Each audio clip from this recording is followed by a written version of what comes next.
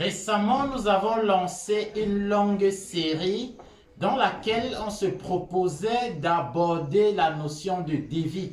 Nous sommes partis du constat selon lequel plusieurs jeunes ingénieurs de génie civil, entrepreneurs de génie civil, techniciens de bâtiment en début de carrière se retrouvaient très souvent en difficulté parce qu'ils ont sous-évalué un travail, que ce soit la quantité de matériaux à mettre en œuvre ou même la main-d'œuvre.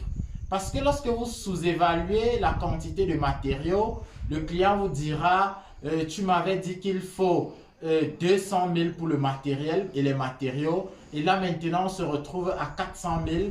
Je vais prendre le reste sur ton argent, sur ta main d'œuvre et puis je vais compléter après. Pour éviter ces situations, il faut être méticuleux, il faut être précis quand on réalise dans le devis. Nous avons commencé par le chéneau parce que c'est l'étape sur laquelle nous sommes sur l'un de nos projets de construction. Il s'agit donc du projet D. Après avoir proposé la première partie concernant le devis du chéneau, nous étions alors le mardi 23 décembre. Nous nous proposons dans cette vidéo d'aborder la deuxième partie.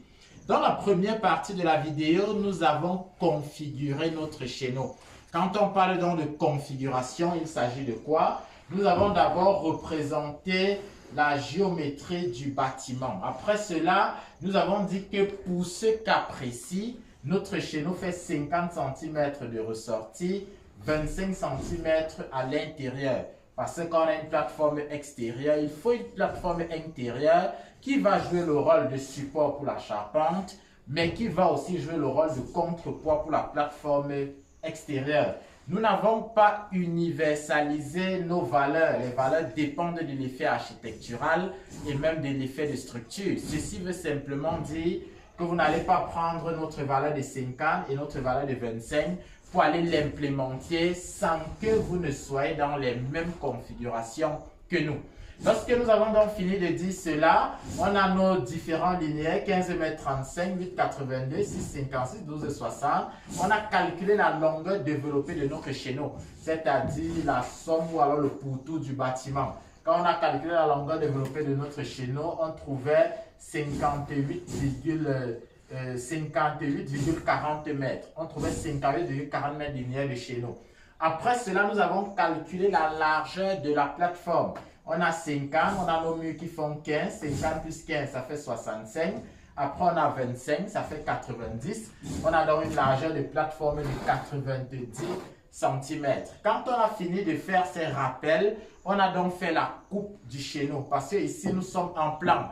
Quand on est en plan, voici ce qu'on voit. Quand on est en coupe, voici ce qu'on a. Sur la coupe du chéneau, nous avons bel et bien représenté les 50 cm de plateforme extérieure, les 15 cm de mur ou alors de poutre, parce qu'il y a une poutre, et ensuite les 25 cm de plateforme intérieure. Au-dessus des 50 cm de plateforme extérieure, on fera un acrotère, c'est-à-dire ce petit muret qui va cacher la toiture et qui va empêcher aux eaux de couler vers l'extérieur du bâtiment. Parce que l'ensemble du dispositif est appelé chéneau, tandis que ce muret vertical joue donc le rôle d'acrotère. On aura donc quoi? On a donc notre hauteur. Nous, on l'a prise à 60 cm au-dessus de la plateforme qui, elle, fera 10 cm. Je continue de dire que les valeurs ne sont pas standards. La preuve en est, sur un précédent travail, on avait une plateforme de 12 cm. Et comme sur d'autres, d'aucuns peuvent avoir des valeurs différentes. On a donc 10 cm, on a 60 cm. Au-dessus des 60 cm, on fera un élément, un béquet, qui va donc permettre de protéger notre acrotère. On fera un béquet, on le fera sur 10 cm. Et ici aussi, on le fera sur 10 cm. Quand on veut donc calculer le devis du chéneau, il est question de prendre en compte le volume de béton. Et pour calculer le volume de béton, nous allons tout simplement additionner la somme des éléments. On prendra la plateforme, on prendra l'acrotère, on prendra le béquet et enfin on prendra la poutre.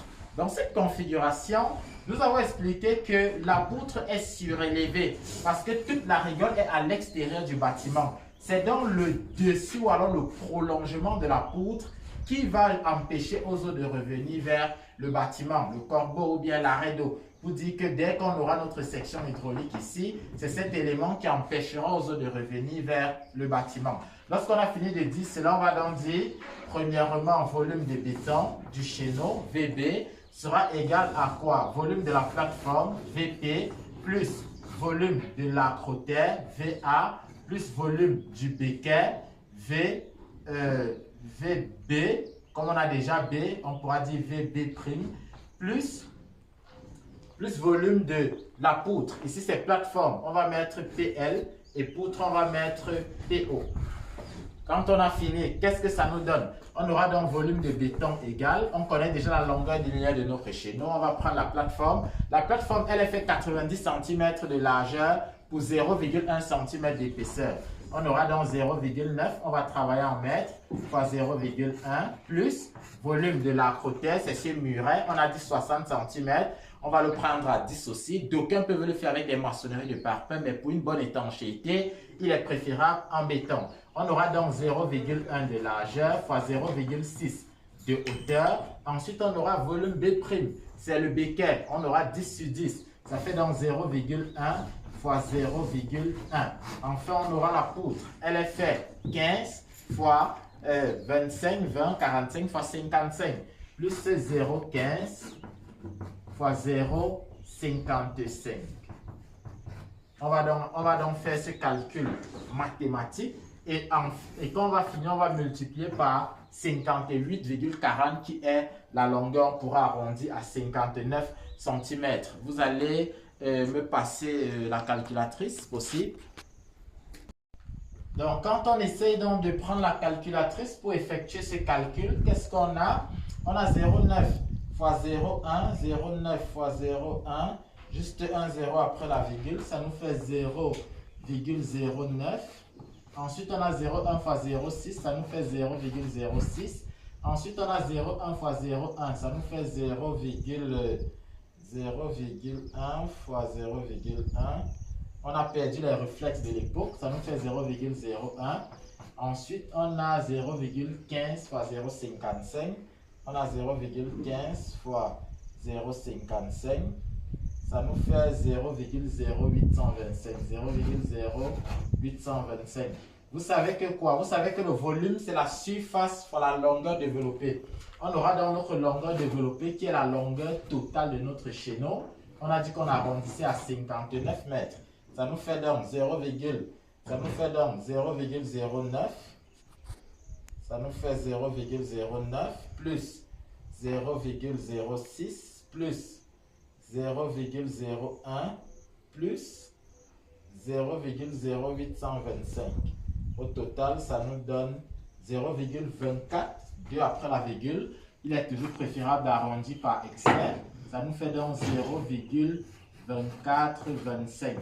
Là, c'est voilà. Là c'est la surface. Mais il faut multiplier par 59 qui est la longueur développée fois 59. Ça nous fait donc un volume de béton. Comme je dis, ok, on va mettre ici fois 59. 0,2425. Ça fait donc 14,3 mètres cubes. Donc, voici notre volume de béton pour notre chéneau, 14,3 mètres cubes. Étant donné que pour le chéneau, c'est un béton de structure, on le dose à 350 kg de ciment par mètre cube, on peut déjà déduire les proportions de sable, de gravier, d'eau et de ciment par rapport à ce volume de béton. Il suffira juste d'établir